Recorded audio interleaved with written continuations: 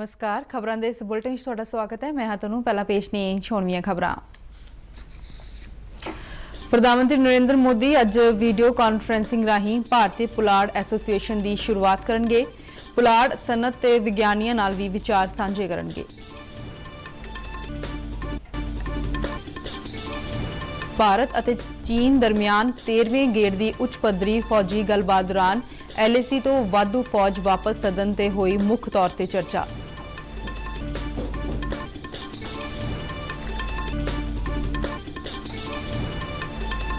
जम्मू कश्मीर के अनंतनाग विच सुरक्षा दस्तियां ने एक अतवादी नूं ढेर किया। बांदीपोरा के हाजिन खेतर विच मुकाबला जारी।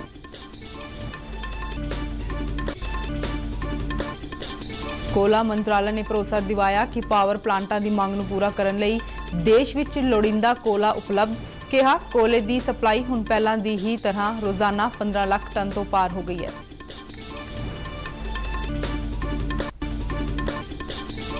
प्रधानमंत्री दफ्तर विच राज्य मंत्री डॉक्टर जितेंद्र सिंह ने कहा कि मोदी सरकार खेती स्टार्टअप्स ते फोकस कर रही है। तकनीकी विकास खोज और नवोन्मेष नाल 2022 तक किसानों की आमदन दुगना करने का टीचा।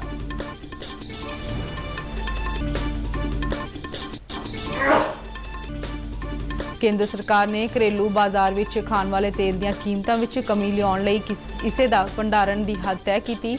इस फैसले नाल घरेलू बाजार विच खाण वाले तेल दीआं कीमतां विच गिरावट दी संभावना। ते हुण खबरां विस्तार नाल। प्रधानमंत्री नरेंद्र मोदी अज 11 बजे वीडियो कॉन्फ्रेंसिंग राही भारतीय पुलाड़ एसोसीएशन यानी ISEA की शुरुआत करनगे और इस मौके पुलाड़ सनत के नुमाइंदियां नाल भी गलबात करनगे। भारतीय पुलाड़ एसोसीएशन पुलाड़ और उपग्रह नाल संबंधित उद्योगां की मुख्य संस्था है।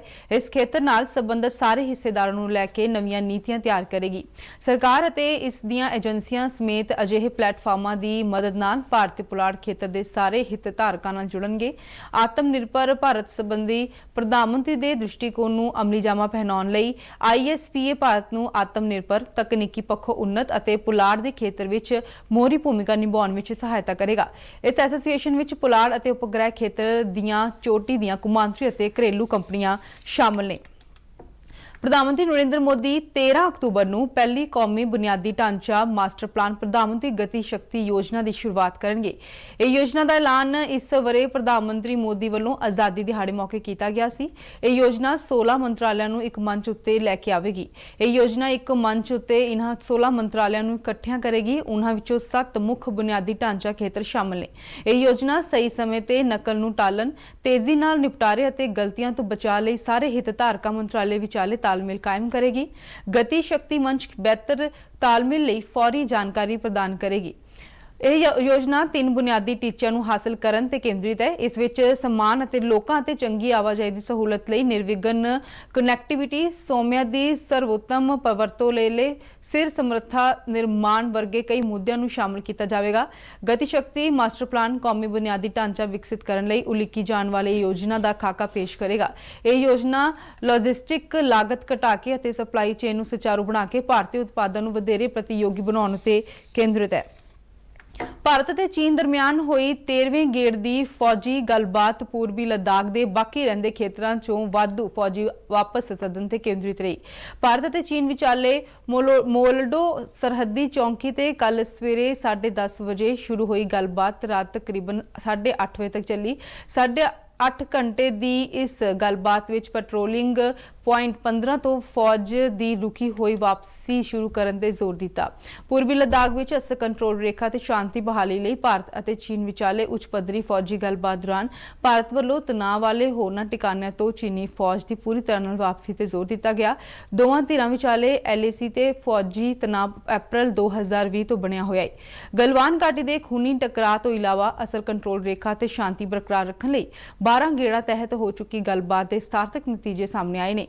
13वें गेड़ की गलबात दौरान PLA के नवे नियुक्त किए गए पश्चिमी थिएटर कमांडर जनरल वांग ਹੈਜਿਆਂਗ ਚੀਨ ਦਾ ਪੱਖ ਰੱਖਿਆ, ਜਦਕਿ ਭਾਰਤੀ ਵਫਦ ਦੀ ਅਗਵਾਈ ਫਾਇਰ ਐਂਡ ਫਿਊਰੀ ਕੋਰ ਦੇ GOC PG ਕੇ ਮੈਨਨ ਨੇ ਕੀਤੀ। ਜ਼ਿਕਰਯੋਗ ਹੈ ਕਿ 14 ਜੁਲਾਈ ਨੂੰ ਵਿਦੇਸ਼ ਮੰਤਰੀ ਡਾਕਟਰ S ਜयशंकर ਨੇ ਆਪਣੇ ਚੀਨੀ ਹਮੌਦਾ ਵਾਂਗ ਯੀ ਨਾਲ ਦੁਵੱਲੀ ਗੱਲਬਾਤ ਕੀਤੀ ਸੀ। ਦੁਸ਼ਾਂਬੇ 'ਚ ਸ਼ੰਘਾਈ ਸਹਿਯੋਗ ਸੰਮੇਲਨ ਦੇ ਵਿਦੇਸ਼ ਮੰਤਰੀਆਂ ਦੀ ਮੀਟਿੰਗ ਤੋਂ ਹਟ ਕੇ ਹੋਈ ਇਸ ਮੁਲਾਕਾਤ ਵਿੱਚ LAC ਨੂੰ ਲੈ ਕੇ ਚੱਲ ਰਹੇ ਮੁੱਦੇ ਤੇ ਚਰਚਾ ਹੋਈ ਸੀ। ਡਾਕਟਰ ਜयशंकर ਨੇ ਕਿਹਾ ਕਿ ਸਥਿਤੀ ਵਿੱਚ ਕਿਸੇ ਵੀ ਹਾਲ ਵਿੱਚ ਇਸ ਇੱਕ ਪਾਸੜ ਤਬਦੀਲੀ ਮਨਜ਼ੂਰ ਨਹੀਂ ਹੋਵੇਗੀ। ਉਹਨਾਂ ਨੇ ਕਿਹਾ ਸੀ ਕਿ ਸਰਹੱਦੀ ਖੇਤਰਾਂ ਵਿੱਚ ਆਪਸੀ ਸੰਬੰਧਾਂ ਦੀ ਮਜ਼ਬੂਤੀ ਲਈ ਸ਼ਾਂਤੀ ਅਤੇ ਵਿਵਸਥਾ ਦੀ ਪੂਰੀ ਤਰ੍ਹਾਂ ਨਾਲ ਵਾਪਸੀ ਬਹੁਤ ਜ਼ਰੂਰੀ ਹੈ। ਜੰਮੂ ਕਸ਼ਮੀਰ ਦੇ ਬਾਂਦੀਪੋਰਾ ਵਿੱਚ ਪੈਂਦੇ ਹਾਜਿਨ ਖੇਤਰ ਵਿੱਚ ਸੁਰੱਖਿਆ ਦਸਤਿਆਂ ਅਤੇ ਅੱਤਵਾਦੀਆਂ ਵਿਚਾਲੇ ਮੁਕਾਬਲਾ ਜਾਰੀ ਹੈ। ਸੁਰੱਖਿਆ ਦਸਤਿਆਂ ਨੂੰ ਇਸ ਇਲਾਕੇ ਵਿੱਚ ਅੱਤਵਾਦੀਆਂ ਦੇ ਰੁਕੇ ਹੋਣ ਦੀ ਸੂਹ ਮਿਲੀ ਸੀ, ਜਿਸ ਮਗਰੋਂ ਗੁੰਡ ਜਹਾਂਗੀਰ ਹਾਜਿਨ ਖੇਤਰ ਦੀ ਘੇਰਾਬੰਦੀ ਕਰਕੇ ਇਲਾਕੇ ਦੀ ਪੁਣਛਾਣ ਦਾ ਕੰਮ ਕੀਤਾ ਜਾ ਰਿਹਾ ਸੀ। ਲੁਕੇ ਹੋਏ ਅਣਪਛਾਤੇ ਅੱਤਵਾਦੀਆਂ ਨੇ ਸੁਰੱਖਿਆ ਦਸਤਿਆਂ ਤੇ ਅੰਨ੍ਹੇਵਾਹ ਗੋਲੀਬਾਰੀ ਸ਼ੁਰੂ ਕਰ ਦਿੱਤੀ। ਸੁਰੱਖਿਆ ਦਸਤਿਆਂ ਨੇ ਅੱਤਵਾਦੀਆਂ ਨੂੰ ਹਥਿਆਰ ਸੁੱਟ ਕੇ ਆਤਮ ਸਮਰਪਣ ਲਈ ਕਿਹਾ, ਪਰ ਦਹਿਸ਼ਤਗਰਦਾਂ ਵੱਲੋਂ ਲਗਾਤਾਰ ਗੋਲੀਬਾਰੀ ਕੀਤੀ ਜਾ ਰਹੀ ਸੀ, ਜਿਸ ਦਾ ਸੁਰੱਖਿਆ ਦਸਤਿਆਂ ਵੱਲੋਂ ਢੁਕਵਾਂ ਜਵਾਬ ਦਿੱਤਾ ਜਾ ਰਿਹਾ ਹੈ। ਇਸ ਦੌਰਾਨ ਜੰਮੂ ਕਸ਼ਮੀਰ ਦੇ ਅਨੰਤਨਾਗ ਵਿੱਚ ਸੁਰੱਖਿਆ ਦਸਤਿਆਂ ਅਤੇ ਅੱਤਵਾਦੀਆਂ ਵਿਚਾਲੇ ਹੋਏ ਇੱਕ ਹੋਰ ਮੁਕਾਬਲੇ ਵਿੱਚ ਇੱਕ ਅੱਤਵਾਦੀ ਨੂੰ ਢੇਰ ਕਰ ਦਿੱਤਾ ਗਿਆ ਹੈ। ਕਸ਼ਮੀਰ ਜ਼ੋਨ ਦੇ ਸੀਨੀਅਰ ਪੁਲਿਸ ਅਧਿਕਾਰੀ ਨੇ ਦੱਸਿਆ ਕਿ ਇਸ ਮੁਕਾਬਲੇ ਦੌਰਾਨ ਇੱਕ ਪੁਲਿਸ ਮੁਲਾਜ਼ਮ ਵੀ ਜ਼ਖਮੀ ਹੋਇਆ ਹੈ। ਕੌਮੀ ਜਾਂਚ ਏਜੰਸੀ NIA ਨੇ ਜੰਮੂ ਕਸ਼ਮੀਰ ਵਿੱਚ ਛਾਪੇਮਾਰੀ ਦੌਰਾਨ 3 ਵਿਅਕਤੀਆਂ ਨੂੰ ਗ੍ਰਿਫਤਾਰ ਕੀਤਾ ਹੈ, ਜਿਹੜੇ ਪਾਬੰਦੀਸ਼ੁਦਾ ਅੱਤਵਾਦੀ ਸੰਗਠਨ Islamic state of Iraq and Syria ਯਾਨੀ ISIS ਨਾਲ ਕਥਿਤ ਤੌਰ ਤੇ ਜੁੜੇ ਹੋਏ ਸਨ। ਗ੍ਰਿਫਤਾਰ ਕੀਤੇ ਗਏ ਵਿਅਕਤੀਆਂ ਦੀ ਪਛਾਣ ਤੋਹੀਦ ਲਤੀਫ, ਸੁਹੇਲ ਅਹਿਮਦ ਅਤੇ ਅਫਸ਼ਾਨ ਪ੍ਰਵੇਜ਼ ਵੱਲੋਂ ਹੋਈ ਹੈ। ਇਹ ਸਾਰੇ ਸ਼੍ਰੀਨਗਰ ਦੇ ਵਸਨੀਕ ਨੇ। NIA ਦੇ ਇੱਕ ਬੁਲਾਰੇ ਅਨੁਸਾਰ ਏਜੰਸੀ ਵੱਲੋਂ ਦੱਖਣੀ ਕਸ਼ਮੀਰ ਦੇ ਸ਼੍ਰੀਨਗਰ ਦੇ ਅਨੰਤਨਾਗ ਵਿੱਚ 8 ਟਿਕਾਣਿਆਂ ਦੀ ਤਲਾਸ਼ੀ ਲਈ ਗਈ ਸੀ। ਬੁਲਾਰੇ ਨੇ ਦੱਸਿਆ ਕਿ NIA ਨੂੰ ਅਜਿਹੀ ਜਾਣਕਾਰੀ ਮਿਲੀ ਸੀ ਕਿ ISIS ਵੱਲੋਂ ਭਾਰਤ ਵਿੱਚ ਕਥਿਤ ਜਿਹਾਦ ਦੇ ਨਾਮ ਤੇ ਨੌਜਵਾਨਾਂ ਦੀ ਭਰਤੀ ਕੀਤੀ ਜਾ ਰਹੀ ਹੈ। NIA ਦਾ ਮੰਨਣਾ ਹੈ ਕਿ ਭਾਰਤ ਤੇ ਭਰਤੀ ਕੀਤੇ ਗਏ ਨੌਜਵਾਨਾਂ ਨੂੰ ਕੱਟੜਪੰਥੀ ਵਿਚਾਰਧਾਰਾ ਨਾਲ ਜੋੜਦੇ ਹੋਏ ਸਾਈਬਰ ਮੁਹਿੰਮ ਰਾਹੀਂ ਉਹਨਾਂ ਨੂੰ ਜ਼ਮੀਨੀ ਪੱਧਰ ਉੱਤੇ ਦਹਿਸ਼ਤਗਰਦੀ ਦੀਆਂ ਕਾਰਵਾਈਆਂ ਨੂੰ ਅੰਜਾਮ ਦੇਣ ਲਈ ਮਾਲੀ ਸਹਾਇਤਾ ਮੁਹੱਈਆ ਕਰਵਾਉਣ ਦੇ ਉਪਰਾਲੇ ਕੀਤੇ ਜਾ ਰਹੇ ਨੇ। ਨੌਜਵਾਨਾਂ ਦੀ ਭਰਤੀ ਲਈ ਪ੍ਰਚਾਰ ਸਮੱਗਰੀ ਦੇ ਪਸਾਰ ਲਈ ਇੱਕ ਆਨਲਾਈਨ ਨੈਟਵਰਕ ਬਣਾਇਆ ਗਿਆ ਹੈ। ਏਜੰਸੀ ਦੀ ਮੁੱਢਲੀ ਜਾਂਚ ਵਿੱਚ ਇਹ ਗੱਲ ਸਾਹਮਣੇ ਆਈ ਹੈ ਕਿ ਗ੍ਰਿਫਤਾਰ ਕੀਤੇ ਗਏ ਤਿੰਨੇ ਮੁਲਜ਼ਮ ਪਾਕਿਸਤਾਨ ਅਤੇ ਅਫਗਾਨਿਸਤਾਨ ਵਿੱਚ ਸਰਗਰਮ ISIS ਨਾਲ ਜੁੜੇ ਹੋਏ ਨੇ। ਕਸ਼ਮੀਰ ਵਿੱਚ ਫੜੇ ਗਏ ਮੁਲਜ਼ਮਾਂ ਦੇ ਕੁਝ ਹੋਰ ਸਾਥੀ ਕਥਿਤ ਤੌਰ ਤੇ ਪਾਬੰਦੀਸ਼ੁਦਾ ਅੱਤਵਾਦੀ ਸੰਗਠਨ ਦੀਆਂ ਜ਼ਮੀਨੀ ਅਤੇ ਆਨਲਾਈਨ ਗਤੀਵਿਧੀਆਂ ਨਾਲ ਜੁੜੇ ਹੋਏ ਨੇ। ਕੋਲਾ ਮੰਤਰਾਲੇ ਨੇ ਭਰੋਸਾ ਦਿਵਾਇਆ ਹੈ ਕਿ ਪਾਵਰ ਪਲਾਂਟਾਂ ਦੀ ਮੰਗ ਨੂੰ ਪੂਰਾ ਕਰਨ ਲਈ ਦੇਸ਼ ਵਿੱਚ ਲੋੜੀਂਦਾ ਕੋਲਾ ਉਪਲਬਧ ਹੈ। ਮੰਤਰਾਲੇ ਵੱਲੋਂ ਜਾਰੀ ਬਿਆਨ ਵਿੱਚ ਕਿਹਾ ਗਿਆ ਹੈ ਕਿ ਬਿਜਲੀ ਸਪਲਾਈ ਵਿੱਚ ਵਿਘਨ ਦਾ ਕੋਈ ਵੀ ਡਰ ਪੂਰੀ ਤਰ੍ਹਾਂ ਨਾਲ ਗਲਤ ਹੈ। ਬਿਆਨ ਵਿੱਚ ਕਿਹਾ ਗਿਆ ਹੈ ਕਿ ਘਰੇਲੂ ਕੋਲਾ ਆਧਾਰਿਤ ਬਿਜਲੀ ਤੋਂ ਉਤਪਾਦਨ ਇਸ ਸਾਲ ਕੋਲਾ ਕੰਪਨੀਆਂ ਦੀ ਮਜ਼ਬੂਤ ਸਪਲਾਈ ਦੇ ਆਧਾਰ ਤੇ ਤਕਰੀਬਨ 24% ਵਧਿਆ ਹੈ। ਮੰਤਰਾਲੇ ਨੇ ਕਿਹਾ ਹੈ ਕਿ ਵਧੇ ਮਾਨਸੂਨ ਕਾਰਨ ਕਈ ਥਾਈਂ ਕੋਲੇ ਦੀ ਰਵਾਨਗੀ ਵਿੱਚ ਵਿਘਨ ਪਿਆ ਸੀ। ਉਹਨਾਂ ਸਪਸ਼ਟ ਕੀਤਾ ਕਿ ਪਾਵਰ ਪਲਾਂਟਾਂ ਉੱਤੇ ਕੋਲੇ ਇੱਕ ਰੋਲਿੰਗ ਸਟਾਕ ਹੈ, ਜਿਹੜਾ ਕੋਲਾ ਕੰਪਨੀਆਂ ਵੱਲੋਂ ਰੋਜ਼ਾਨਾ ਦੇ ਆਧਾਰ ਤੇ ਸਪਲਾਈ ਕੀਤਾ ਜਾਂਦਾ ਹੈ। ਸਪਸ਼ਟ ਕੀਤਾ ਗਿਆ ਹੈ ਕਿ ਪਾਵਰ ਪਲਾਂਟਾਂ ਦੇ ਕੋਲੇ ਦੇ ਭੰਡਾਰ ਖਤਮ ਹੋਣ ਦਾ ਡਰ ਪੂਰੀ ਤਰ੍ਹਾਂ ਨਾਲ ਗਲਤ ਹੈ। ਕੋਲਾ ਮੰਤਰਾਲਾ ਨੇ ਦੱਸਿਆ ਹੈ ਕਿ ਕੋਲਾ ਖੇਤਰ ਵਿੱਚ ਭਾਰੀ ਬਾਰਿਸ਼ ਦੇ ਬਾਵਜੂਦ ਕੋਲ ਇੰਡੀਅਨ ਲਿਮਿਟਡ ਨੇ ਇਸ ਸਾਲ ਬਿਜਲੀ ਖੇਤਰ ਨੂੰ 255 ਮੈਟ੍ਰਿਕ ਟਨ ਤੋਂ ਵੱਧ ਕੋਲੇ ਦੀ ਸਪਲਾਈ ਕੀਤੀ ਹੈ। ਸਾਰੇ ਸਰੋਤਾਂ ਤੋਂ ਕੁੱਲ ਕੋਲੇ ਦੀ ਸਪਲਾਈ ਵਿੱਚੋਂ ਬਿਜਲੀ ਖੇਤਰ ਵਿੱਚ ਮੌਜੂਦਾ ਕੋਲੇ ਦੀ ਸਪਲਾਈ ਰੋਜ਼ਾਨਾ 14 ਲੱਖ ਟਨ ਤੋਂ ਵੱਧ ਕੀਤੀ ਜਾ ਰਹੀ ਹੈ। ਬਾਰਿਸ਼ ਘਟਣ ਦੇ ਨਾਲ ਹੀ ਇਹ ਸਪਲਾਈ ਪਹਿਲੀ ਤਰ੍ਹਾਂ ਹੀ ਵੱਧ ਕੇ 15 ਲੱਖ ਟਨ ਰੋਜ਼ਾਨਾ ਹੋ ਗਈ ਹੈ। ਇਹ ਵੀ ਦੱਸਿਆ ਗਿਆ ਹੈ ਕਿ ਕੋਲ ਇੰਡੀਆ ਲਿਮਿਟਡ ਇਸ ਮਹੀਨੇ ਦੇ ਅੰਤ ਤੱਕ ਰੋਜ਼ਾਨਾ ਦੀ ਸਪਲਾਈ ਨੂੰ ਵਧਾ ਕੇ 16 ਲੱਖ ਟਨ ਰੋਜ਼ਾਨਾ ਕਰਨ ਲਈ ਤਿਆਰ ਹੈ। ਦੇਸ਼ ਭਰ ਦੇ ਛੋਟੇ ਅਤੇ ਮੱਧ ਵਰਗੀ ਕਿਸਾਨਾਂ ਦੀ ਆਰਥਿਕ ਸਥਿਤੀ ਨੂੰ ਮਜ਼ਬੂਤ ਕਰਨ ਅਤੇ ਆਮਦਨ ਨੂੰ ਦੁੱਗਣਾ ਕਰਨ ਦੇ ਮਕਸਦ ਦੇ ਨਾਲ ਪ੍ਰਧਾਨ ਮੰਤਰੀ ਨਰਿੰਦਰ ਮੋਦੀ ਨੇ ਕਿਸਾਨ ਸਨਮਾਨ ਨਿਧੀ ਯੋਜਨਾ ਦੀ ਸ਼ੁਰੂਆਤ ਕੀਤੀ ਸੀ। ਇਸ ਯੋਜਨਾ ਤਹਿਤ 5 ਏਕੜ ਤੱਕ ਦੀ ਜ਼ਮੀਨ ਦੀ ਮਾਲਕੀ ਵਾਲੇ ਕਿਸਾਨਾਂ ਨੂੰ ਹਰ ਵਰੇ 6000 ਰੁਪਏ 3 ਕਿਸ਼ਤਾਂ ਵਿੱਚ ਆਰਥਿਕ ਮਦਦ ਵਜੋਂ ਦਿੱਤੇ ਜਾਂਦੇ ਨੇ। ਕੋਵਿਡ-19 ਕਾਰਨ ਲਾਕਡਾਊਨ ਦੌਰਾਨ ਵੀ ਕਿਸਾਨ ਸਨਮਾਨ ਨਿਧੀ ਯੋਜਨਾ ਨੇ ਛੋਟੇ ਅਤੇ ਦਰਮਿਆਨੇ ਕਿਸਾਨਾਂ ਦੀ ਲੋੜ ਵੇਲੇ ਬਾਂਹ ਫੜੀ ਅਤੇ ਬਿਜਾਈ ਅਤੇ ਵਾਢੀ ਸਮੇਂ 2-2 ਹਜ਼ਾਰ ਰੁਪਏ ਸਿੱਧੇ ਉਹਨਾਂ ਦੇ ਬੈਂਕ ਖਾਤਿਆਂ ਵਿੱਚ ਪਾ ਕੇ ਮਾਲੀ ਮਦਦ ਕੀਤੀ। ਪੰਜਾਬ ਦੇ ਫਤਿਹਗੜ੍ਹ ਜ਼ਿਲ੍ਹੇ ਦੇ ਕਿਸਾਨ ਵੀ ਇਸ ਯੋਜਨਾ ਦਾ ਲਾਹਾ ਲੈ ਰਹੇ ਨੇ। ਫਤਿਹਗੜ੍ਹ ਸਾਹਿਬ ਤੋਂ ਪ੍ਰਸਾਰ ਭਾਰਤੀ ਦੇ ਨੁਮਾਇੰਦਿਆਂ ਨਾਲ ਵੱਖ-ਵੱਖ ਪਿੰਡਾਂ ਦੇ ਕਿਸਾਨਾਂ ਨੇ ਗੱਲ ਕਰਦਿਆਂ ਪ੍ਰਧਾਨ ਮੰਤਰੀ ਕਿਸਾਨ ਸਨਮਾਨ ਨਿਧੀ ਯੋਜਨਾ ਲਈ ਪ੍ਰਧਾਨ ਮੰਤਰੀ ਨਰਿੰਦਰ ਮੋਦੀ ਦਾ ਧੰਨਵਾਦ ਕੀਤਾ ਅਤੇ ਕਿਸਾਨਾਂ ਲਈ ਇਸ ਯੋਜਨਾ ਨੂੰ ਇੱਕ ਵਰਦਾਨ ਦੱਸਿਆ। ਜੋ ਕਿ ਕੇਂਦਰ ਸਰਕਾਰ ਵੱਲੋਂ 6000 ਰੁਪਈਆ ਕਿਸਾਨਾਂ ਨੂੰ ਪੈਨਸ਼ਨ ਦੇ ਸਕੀਮ ਵਜੋਂ ਮਿਲਦਾ ਹੈ ਉਹ ਬਹੁਤ ਹੀ ਲਾਹੇਵੰਦ ਹੈ ਤੇ ਅਸੀਂ ਧੰਨਵਾਦੀ ਹਾਂ ਕੇਂਦਰ ਸਰਕਾਰ ਦੇ। ਤੇ ਜਿਹੜੀ ਕੇਂਦਰ ਸਰਕਾਰ 2-2000 ਰੁਪਇਆ ਕਿਸਾਨਾਂ ਦੀ ਸਹਾਇਤਾ ਵਜੋਂ ਦੇ ਰਹੀ ਆ, ਕੇਂਦਰ ਸਰਕਾਰ ਨੂੰ ਮੈਂ ਬੇਨਤੀ ਕਰਦਾ ਵੀ ਜੇ ਇਹ ਹੋਰ ਵੱਧ ਕੇ ਦੇ ਦੇਣ ਤਾਂ ਕੇਂਦਰ ਸਰਕਾਰ ਦੀ ਕਿਸਾਨ ਤੇ ਮਜ਼ਦੂਰ ਸਾਰੀ ਸ਼ਲਾਘਾ ਕਰਨਗੇ। ਇਹ ਵੀ ਪਰ ਜਿਹੜੀ ਕੇਂਦਰ ਸਰਕਾਰ ਨੇ 2000 ਰੁਪਇਆ ਸਾਨੂੰ ਸਹਾਇਤਾ ਦਿੱਤੀ ਹੈ, ਇਹਦੇ ਨਾਲ ਵੀ ਛੋਟੇ ਜਿਹੇ ਲੈਵਲ ਦੇ ਕਿਸਾਨਾਂ ਨੂੰ ਮਜ਼ਦੂਰਾਂ ਨੂੰ ਬਹੁਤ ਵੱਡਾ ਲਾਭ ਮਿਲ ਰਿਹਾ। ਅਸੀਂ ਕੇਂਦਰ ਸਰਕਾਰ ਦੇ ਧੰਨਵਾਦੀ। ਤੇ ਜਿਹੜਾ ਕੇਂਦਰ ਸਰਕਾਰ 2-2000 ਰੁਪਏ ਭੇਜਦੀ ਜੀ, ਇਹਦੇ ਨਾਲ ਚਲੋ ਕਿਸਾਨਾਂ ਨੂੰ ਬਹੁਤ ਫਾਇਦਾ ਹੋ ਜਾਂਦਾ। ਇਹ ਵਧਾਣੀ ਚਾਹੀਦੀ, ਹੋਰ ਵੀ ਦੇਣ ਵਧਾ ਕੇ ਚੰਗੀ ਗੱਲ ਹੈ। ਇਹ ਵਧਾ ਦੇਣ ਫਾਇਦਾ ਹੀ ਹੁੰਦਾ ਜੀ, ਕੋਈ ਨੁਕਸਾਨ ਤੇ ਹੈ ਨਹੀਂ ਕਿਸੇ ਦਾ ਭੇਜਣ ਤੇ, ਚੰਗੀ ਗੱਲ ਹੀ ਹੈ। ਅਸੀਂ ਕੇਂਦਰ ਸਰਕਾਰ ਦਾ 2000 ਰੁਪਏ ਭੇਜਣ ਤੇ ਧੰਨਵਾਦ ਕਰਦੇ ਹਾਂ। ਪ੍ਰਧਾਨ ਮੰਤਰੀ ਦਫ਼ਤਰ ਵਿੱਚ ਰਾਜ ਮੰਤਰੀ ਡਾਕਟਰ ਜਿਤੇਂਦਰ ਸਿੰਘ ਨੇ ਕਿਹਾ ਕਿ ਮੋਦੀ ਸਰਕਾਰ ਖੇਤੀ ਸਟਾਰਟਅਪਸ ਤੇ ਫੋਕਸ ਕਰ ਰਹੀ ਹੈ।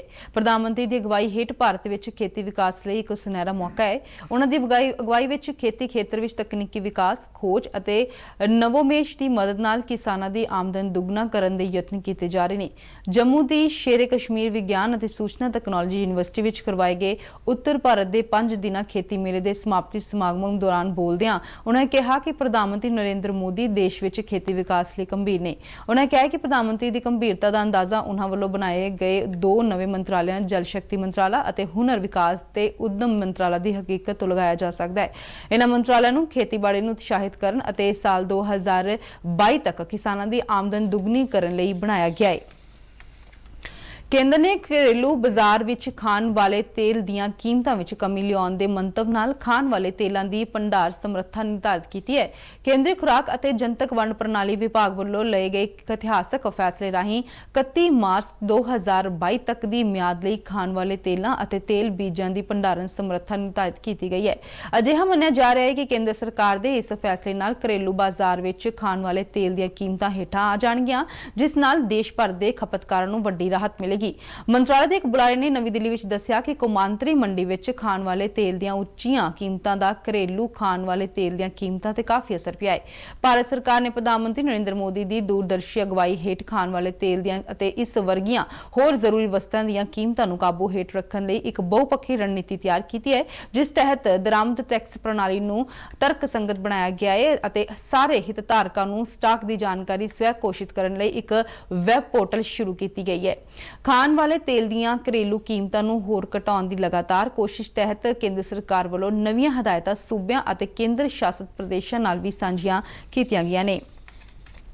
ਦੇਸ਼ ਵਿੱਚ ਸੂਬਿਆਂ ਅਤੇ ਕੇਂਦਰ ਸ਼ਾਸਿਤ ਪ੍ਰਦੇਸ਼ਾਂ ਕੋਲ ਕਰੋਨਾ ਵੈਕਸੀਨ ਦੀਆਂ 8 ਕਰੋੜ 28 ਲੱਖ ਤੋਂ ਵੱਧ ਖੁਰਾਕਾਂ ਦਾ ਭੰਡਾਰ ਉਪਲਬਧ ਹੈ। ਭਾਰਤ ਵਿੱਚ 16 ਜਨਵਰੀ ਤੋਂ ਸ਼ੁਰੂ ਕੀਤੇ ਗਏ ਕੌਮੀ ਟੀਕਾਕਰਨ ਮੁਹਿੰਮ ਦੀ ਸ਼ੁਰੂਆਤ ਤੋਂ ਬਾਅਦ ਪਹਿਲੀ ਵਾਰ ਇੰਨਾ ਸਟਾਕ ਉਪਲਬਧ ਹੈ। ਕੇਂਦਰ ਸਿਹਤ ਮੰਤਰਾਲੇ ਦੇ ਇੱਕ ਅਧਿਕਾਰੀ ਨੇ ਦੱਸਿਆ ਕਿ ਵੈਕਸੀਨ ਸਪਲਾਈ ਨੂੰ ਲੈ ਕੇ ਕੇਂਦਰ ਸਰਕਾਰ ਵੱਲੋਂ ਇਹ ਦਾਅਵਾ ਕੀਤਾ ਜਾ ਰਿਹਾ ਸੀ ਕਿ ਦੇਸ਼ ਵਿੱਚ ਸਤੰਬਰ-ਅਕਤੂਬਰ ਦੇ ਦੌਰਾਨ ਵੈਕਸੀਨ ਦਾ ਲੋੜੀਂਦਾ ਭੰਡਾਰ ਉਪਲਬਧ ਹੋਵੇਗਾ। ਮੰਤਰਾਲੇ ਅਨੁਸਾਰ ਇਸ ਵੇਲੇ ਦੇਸ਼ ਵਿੱਚ ਸਮਰੱਥਾ ਤੋਂ ਵੱਧ ਟੀਕੇ ਨੇ। ਭਾਰਤ ਵੱਲੋਂ ਹੁਣ ਤੱਕ 95 ਕਰੋੜ ਤੋਂ ਵੱਧ ਲਾਭਪਾਤਰੀਆਂ ਦਾ ਟੀਕਾਕਰਨ ਕੀਤਾ ਜਾ ਚੁੱਕਾ ਹੈ। ਕੇਂਦਰ ਸਰਕਾਰ ਵੱਲੋਂ ਛੇਤੀ ਹੀ ਦੇਸ਼ ਵਿੱਚ ਕੁੱਲ ਟੀਕਾਕਰਨ ਦੇ 100 ਕਰੋੜ ਦੇ ਅੰਕੜੇ ਨੂੰ ਪਾਰ ਕਰਨ ਤੇ ਉਪਰਾਲੇ ਕੀਤੇ ਜਾ ਰਹੇ ਨੇ। ਕੇਂਦਰੀ ਸਿਹਤ ਤੇ ਪਰਿਵਾਰ ਭਲਾਈ ਮੰਤਰੀ ਮਨਸੁਖ ਮਾਂਡਵੀਆ ਨੇ ਪੰਜਾਬ ਸਮੇਤ 19 ਸੂਬਿਆਂ ਦੇ ਸਿਹਤ ਅਧਿਕਾਰੀਆਂ ਨਾਲ ਰਾਬਤਾ ਕਾਇਮ ਕਰਕੇ ਟੀਕਾਕਰਨ ਦੇ ਕੰਮ ਵਿੱਚ ਤੇਜ਼ੀ ਲਿਆਉਣ ਦੀ ਸਲਾਹ ਦੀ ਹਦਾਇਤ ਦਿੱਤੀ ਸੀ।